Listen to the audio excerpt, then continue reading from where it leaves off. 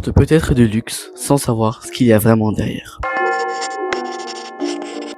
Tu vois les sacs et les bottes en cuir de crocodile, genre Hermès ou Louis Vuitton? Bah derrière, c'est pas juste un beau matériau, c'est toute une industrie très violente. Déjà, il faut comprendre un truc. Aujourd'hui, la majorité du cuir de crocodile ne vient plus de la chasse, mais de l'élevage intensif. Pourquoi? Parce que dans les années 60-80, on a littéralement décimé la population mondiale de crocodiles sauvages. Certaines espèces étaient presque en voie d'extinction.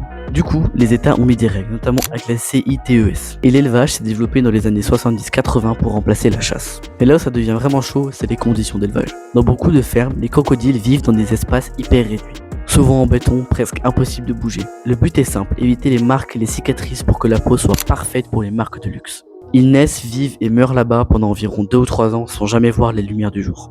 Alors qu'un crocodile peut vivre jusqu'à 70 ans dans la nature. Niveau mise à mort, ça dépend. Certaines fermes préfèrent utiliser des méthodes encadrées, comme électrocution puis destruction du cerveau, mais d'autres pratiques ont été dénoncées comme cruelles avec des animaux parfois encore conscients.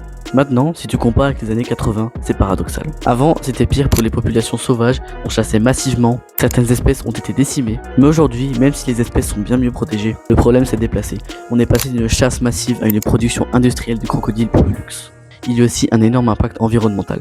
Pollution, habits détruits, ce n'est pas neutre du tout. Et c'est pour ça que de plus en plus de marques commencent à refuser les peaux exotiques. Donc, la prochaine fois que tu vois un sac en cuir de crocodile, dis-toi que c'est pas juste du luxe, c'est aussi un choix avec d'énormes conséquences derrière.